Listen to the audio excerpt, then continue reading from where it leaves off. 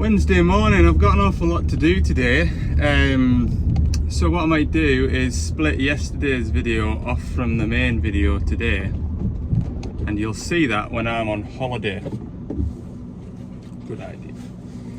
So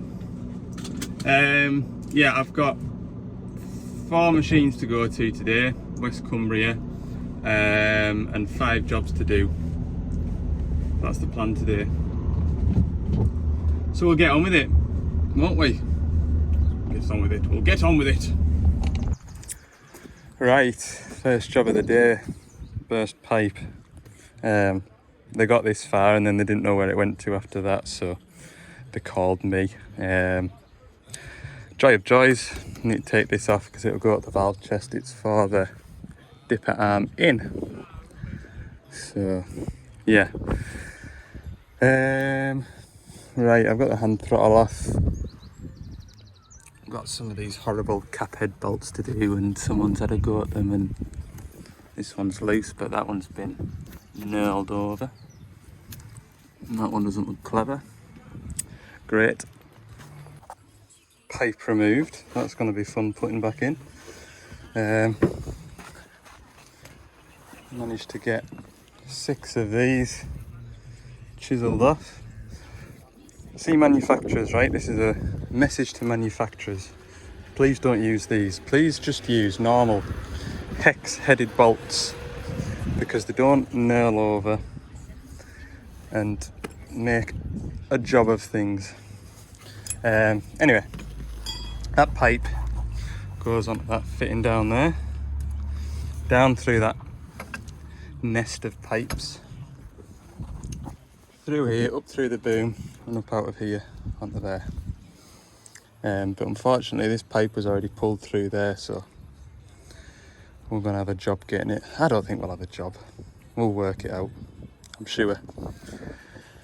Right, gather up my tools. There's a pipe spot just 2 miles down the road from where I'm at, so that will be the next destination.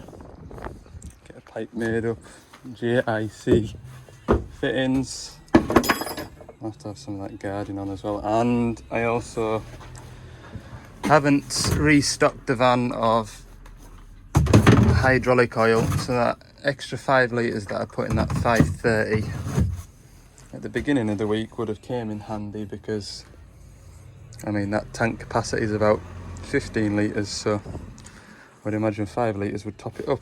But anyway, I'll get some more hydraulic oil while I'm at the bit. Right, I've got my pipe made, I've got some oil. Poor fella in there is working away on his own. There's 3 of us waiting for pipes to get made, so that's taken a little bit of time. 11 o'clock now. Anyway, I'll nip back around to this micro. It'll be 12 o'clock before I get this one finished. We'll soldier on. Tide's coming. That's this digger done. There's my new pipe. Down through here, into there. Put it all back together because I just want to be getting on. Top the oil level up. Onto the next job, starter motor DX85. Struggled to start yesterday. Braid the starter motor with a hammer. Got it running. Didn't dare switch it off yesterday. Doesn't need it today, but needs it tomorrow. For groundworks, foundations are something to dig, so that's what's held us up this morning, waiting for this starter motor to come in. It's typical, we get a delivery normally, the delivery is about 8:30, which would have been alright, wouldn't have been ideal, but it would have been alright. Didn't come till 9:10, so I never got to this machine till 10:10, and then the hold up getting a pipe made. It's now 10 to 12, so let's go. That's good timing. The machine's just been delivered to the new site where he told us it was going to. He said, you might have to wait half an hour. I said, that's fine. It's here already. Wonderful. Right then, 1:45, starter motor's on this side of the engine. I don't think it'd be too bad to do. The belly plate's fairly big. And if I need to, this top cover also comes off to get up and over the engine. So, we'll see what happens. I'll take the belly plate off and go in from underneath. Anybody remember where the battery is on this?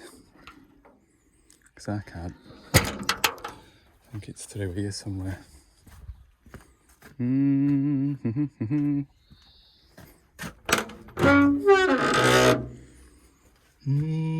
Right, it's in this centre bit over here. Oh, it's here, look. Silly me. I'll disconnect this battery first. Doesn't look too bad. Right there. I don't think it'll come down and out this way, but it's on studs as well, so there's no messing about trying to line bolt holes up, which is good. I'll get them two nuts off, and I'll get the other one from going inside the pump bit. I think that's how I'll do it. Yeah, I just need to get the wires off it. What does that feel like? Just stretch to get in here, like. What have we got? 17. 17's my guess. This nut here has put up such a fight. Oh dear. Right. Start motor. Can I get it out this way? Because it ain't gonna go down the way. Oh god. Might be a two-hander this, guys. Not the half-hour job I thought it would be, this. That was not nice to get out. I hope I haven't got many more of them to do. Right. Get the new one out. And this exciter wire back on is fun. I'll have the battery wires to go on, that might not be too bad. We'll say there's two of them.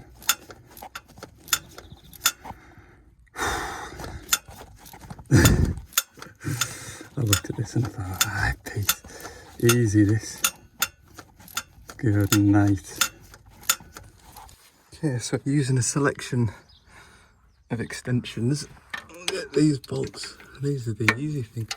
The easy bits to get at these. That's my problem.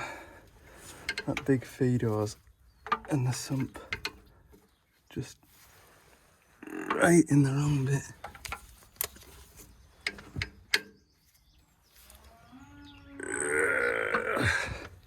That's one tight. You know it's tight because I went right. That one there needs a long extension and that extension, and I'll tighten it from over here. That's the battery wires on. Tell you what, you're not going to enjoy doing this on a muddy building site in the middle of winter, are you? I think it's better than the previous 85s. They were a bit of a devil to do. Didn't do many, like. I haven't done many of these yet, but time will tell. Right, I've got one more bolt to do. Or one more nut, should I say. It's this top mounting nut on here. There it is. Do as much as I can with my fingers because space is limited with the ratchet. I did think when I looked at it, oh god, I could get a long extension with whiz gun, but as neat and as tidy as that whiz gun is, just not quite good enough. Right, get in there.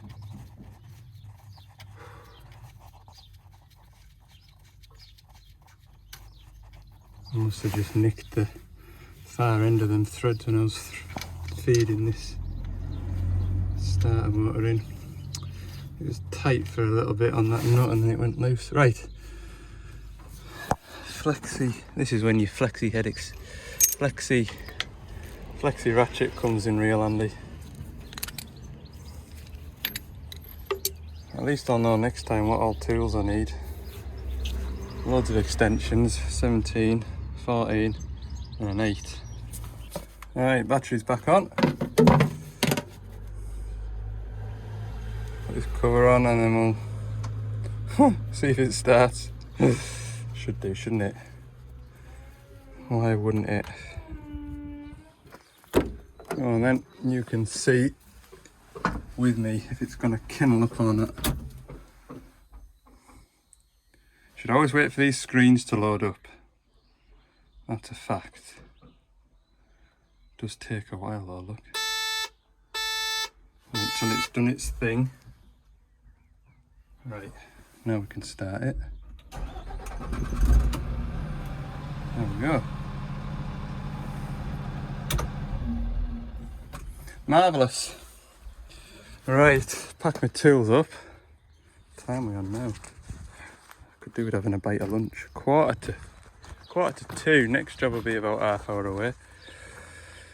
That job is, who knows how long I'll be at that. Who knows? And then I've got another one to go to, which is 2 jobs on one machine. That isn't so handy on the way back. That's a bit of a detour, but yeah, I've maybe bitten off more than I can chew today. Yeah, I'll come. I'll be there tomorrow. Yeah. No, I'll be there tomorrow. It was that oil leak on that micro digger that came in like last night, like I say, and I was thinking, well, I'm out west tomorrow, I'll go there first. No bother, I'll be there. Anyway, right, I'll get all this stuff put away. Right, next digger. Won't start. It's running. It's running. I had a missed call to say, let's go and have a look. Wonder if that's got out to do with it. Does smell a bit, that digger. I can smell from here. Like, not a bad smell, like a oily, diesely smell, but maybe that's just because it's been idling for so long, who knows. I'll get my cables for my laptop. We'll dare to switch it off and then see what our rail pressures are. Tell you what, it's nice to get some sunshine again. There must be like a sea mist, because obviously I've been over by the coast all morning and it's been a bit cold and damp, but feeling that sun on my arms. Look, oh, it's a treat. This engine doesn't sound poorly at the minute. We have got a check engine light flashing, so we'll see what it is. Oh my goodness me.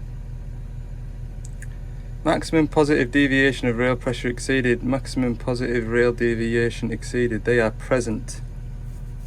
What is the rail pressure? Jammed throttle valve. God knows when these happen. There's loads. Oil pressure.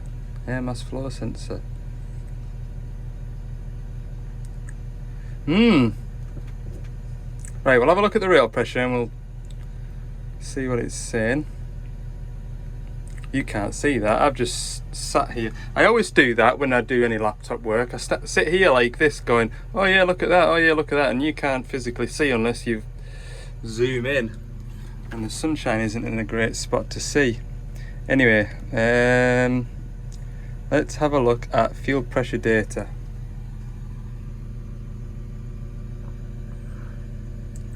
Rail pressure isn't bad.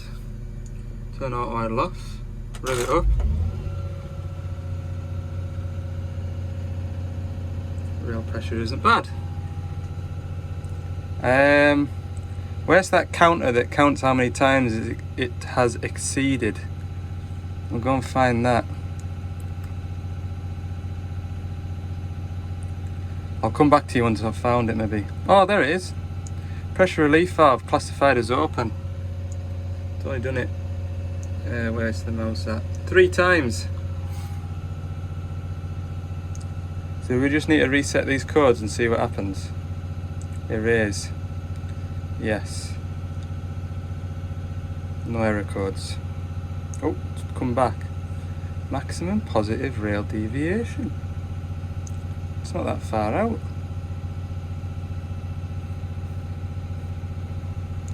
I'll show you. Hang on. So that's the rail pressure set point. And that's what it's doing. So it isn't far away at all. I don't know why it's doing that.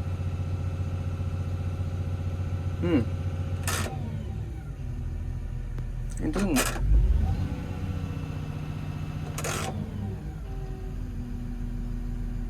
No irregular RPM or cylinder misfire. Right, are we in a good position here? If I switch it off and I can't get it restarted, yeah, it'll be fine. Key off. Okay, I've keyed back on. And just connect the laptop again. Hang on.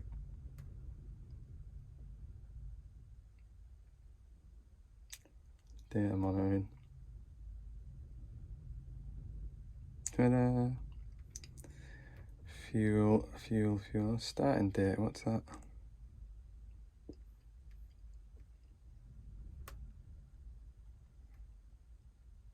Yeah, I can see the rail pressure here. It's holding pressure.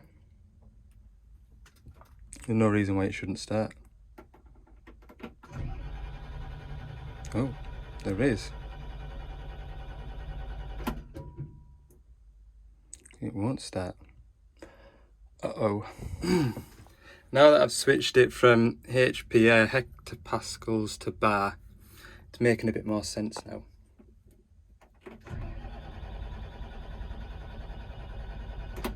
We need at least 250 to 270 bar of rail pressure before the machine will start. This machine has been no but bother with fuel problems.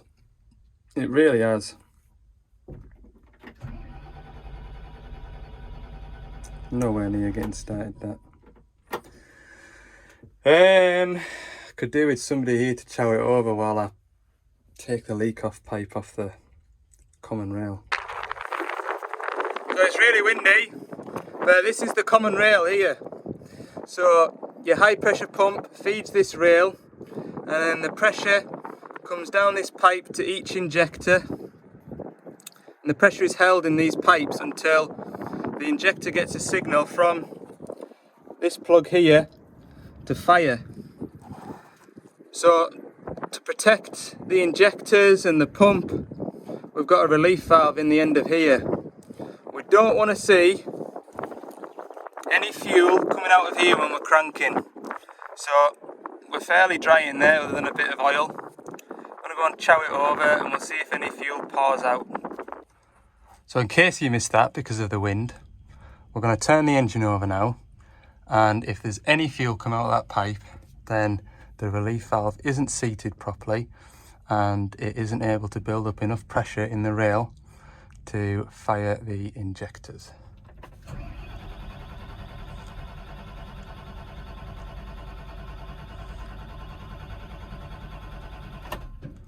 Right, we'll go and see if there's any fuel in that container now. Bone dry, which is good news for the customer, bad news for me. So next what we can do is, if we take the plug off the metering valve, which is way down here, where is it on here? See this wire here? That's connected to the metering valve, so if we disconnect it, it should start. That's the plug off the metering valve and it's soaked in diesel. Now I've got a suspicion the issues with the metering valve, I'll tell you what it does when we get in the cab and it isn't windy, but it should start now, but the problem is it'll give this rail full pressure, which we don't really want to do for too long, but it'll prove a point. There we go, we've got an engine warning light, but that's because we've got the what's it called unplugged, haven't we? Right, I can add wagon load into my list of talents. Anyway, he's coming back in 40 minutes. He says leave it running, so I will. Just gonna get my airline now that I'm off the heap.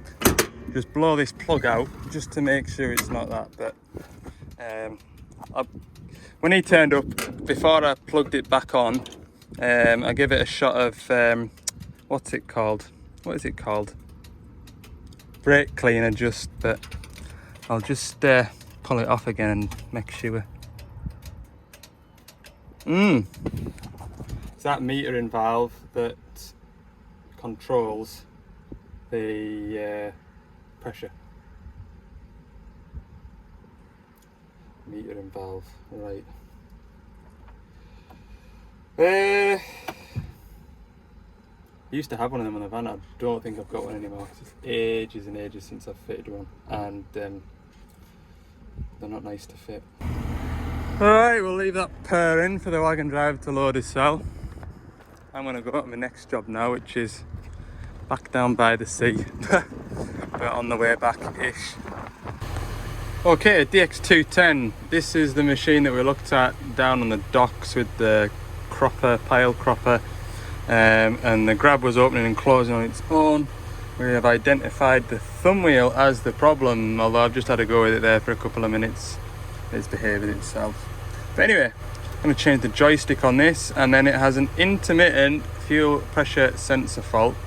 And only through speaking to one of my colleagues, he says, yeah, it's the sensor. He's done a couple. So I'm going to put a sensor on it as well. I am flagging today. I am.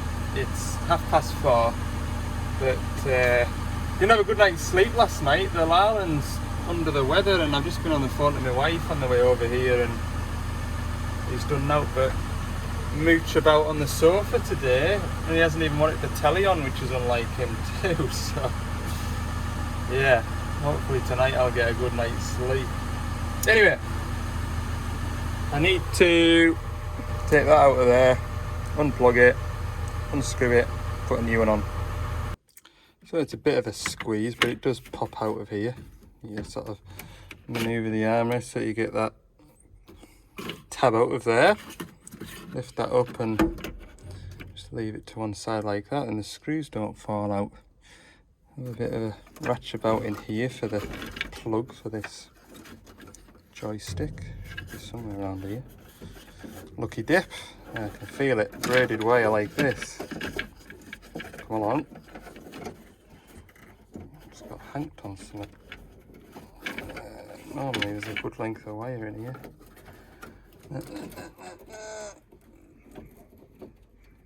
Where is it? It's definitely the right one, isn't it? Yeah, it is. Hang on, come on now.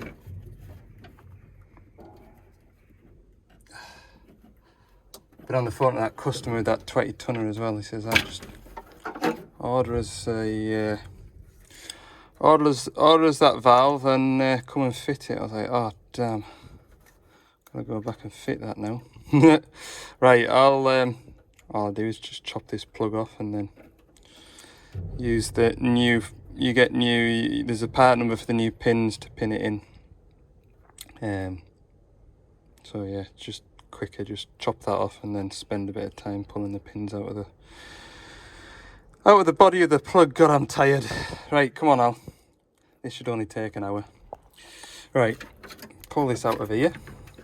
I want to say an hour, I mean the whole job. I'm not talking about like the whole part of being here. Should only take an hour, including that, what's it called over there, real pressure sensor. Right, feed that. I need that grommet off there, but I'll worry about that in a minute. 222s, 22 for that big nut there, 22 for this one here. Put that together and squeeze. Eee.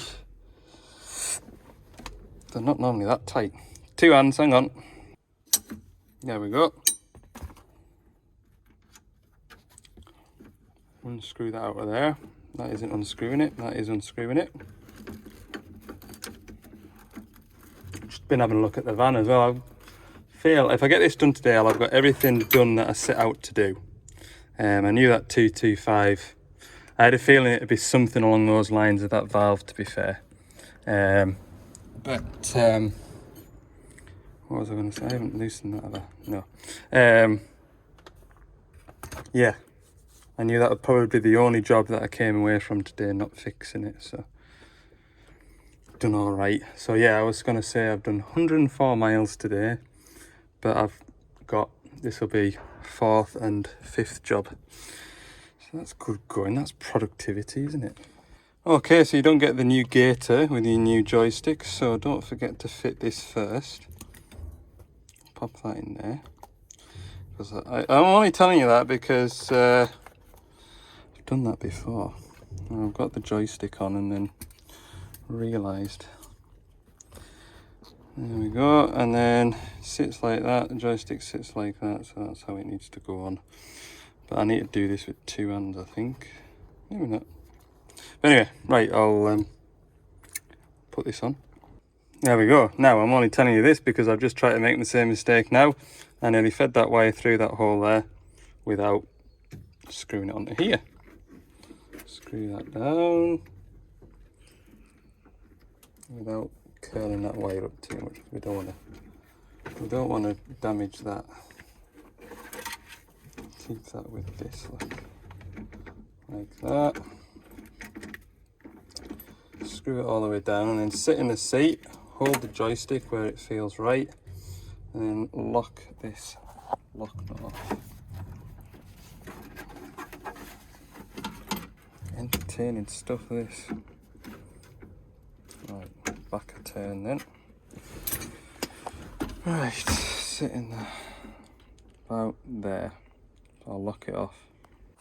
That's locked on. Hold on to that. That feels perfectly natural. Right, now we need to feed these wires into here.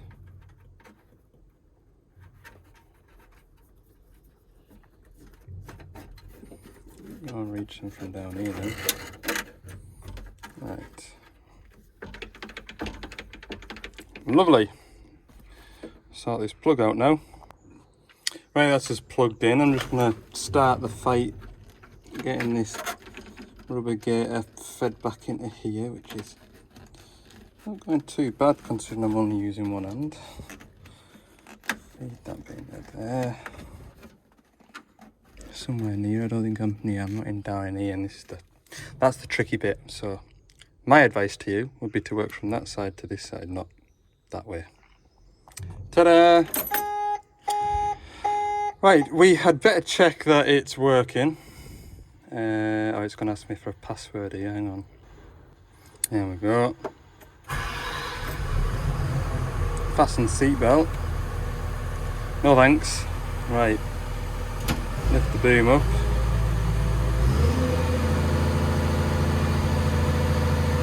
Thumb wheel. I mean, it's doing what it was doing before, but at least it's doing everything it should. All the buttons work as they should. Right, put that down and we'll switch it off because I don't want that engine too hot when I'm working on it in a minute. Feed this into here. There we go. Pull that seatbelt out the way. That slots into there. Screwdriver. I'll use this one just to get them started.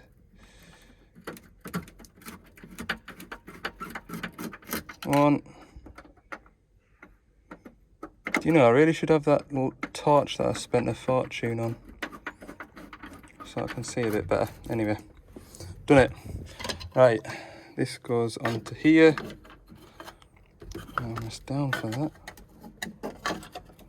Goes somewhere in there like that. Right, one cap back together. Let's go have a look under that engine bay. Okay, same engine as the previous engine that we were at.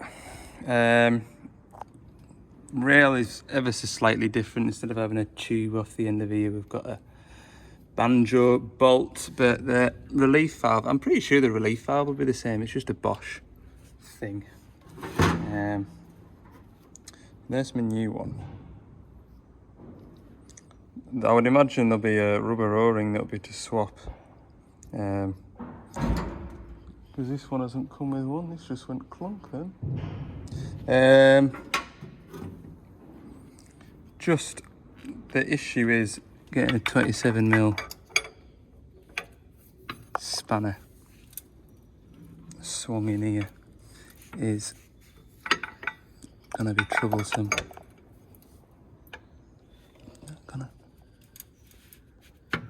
Let's go and see the shoulders up. This one's slightly different, you know. No, it isn't. Shoulders are slightly rounded, you see. Which doesn't make for great contact with the ring bit.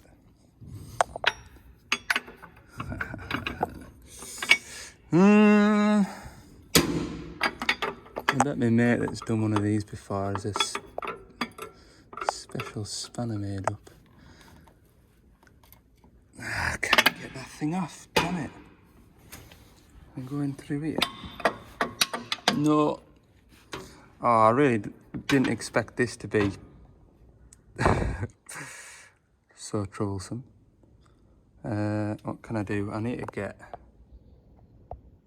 that. I don't want to take this off. Don't know what I'll gain. Will I gain anything by taking that off? What all is it? 10mm. 2 15s. I don't know why they've made them like that. That'll be an M8 bolt, that'll be an M10 bolt. Maybe try through here. I can physically get on it, look. Just. I'm on it there, see? If I wanted to nip that up, no bother.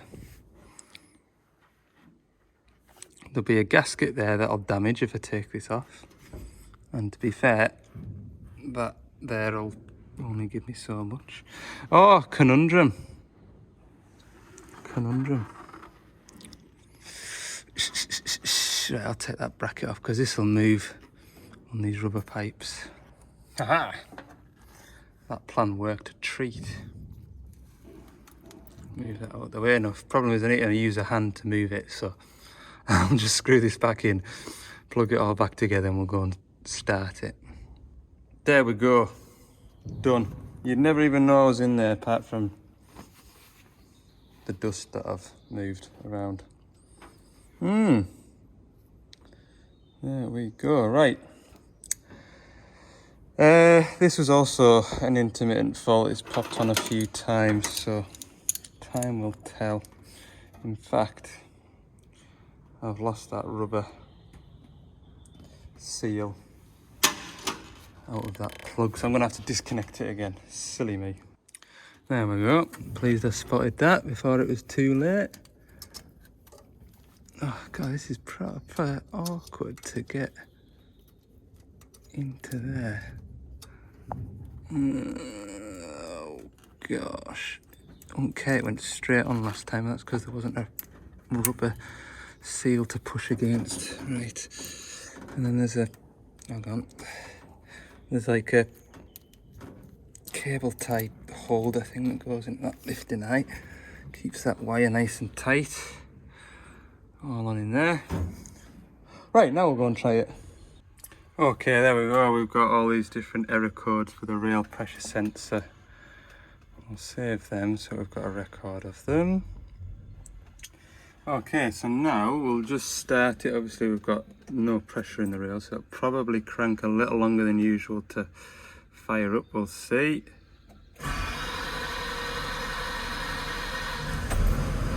There we go. That all looks tremendous. Monitor that for a couple of minutes. We'll turn the auto idle off. And let it up.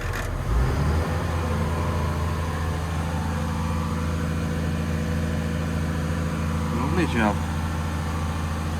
Yeah, the rail pressure on that last 225 that I was at was way too high, wasn't it? When you compare it to this. I think when I initially looked at the rail pressure on that 225, I was still working on my Scania from yesterday, which you may or may not have seen. Scania have a really high pressure fuel system, so their system can max out at 2,800 bar, whereas the rail pressure or the relief valve on this system blows off at 200 bar, 2,000 bar. But as you can see, they're running flat out 800, and it's stable as well, whereas mine was sat higher than the requested rail pressure, and also it was all over the bit. Okay, there we go, job done. Right, home time, 6 o'clock nearly. Hey, it's been a productive day, hasn't it? All 5 jobs ticked off the list. I'm happy with that. I'll round the video up at that. Like I say, I don't know whether in this video you'll have seen what I got up to yesterday, but hopefully I've done enough today to make a video and you can see what I did yesterday while I'm on holiday. Alright, thanks for watching. If you have enjoyed the video, don't forget to let me know by clicking the like button down there. I'm sure I did that right last time. Last time I said click the like button.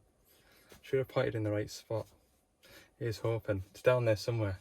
See you in the next one.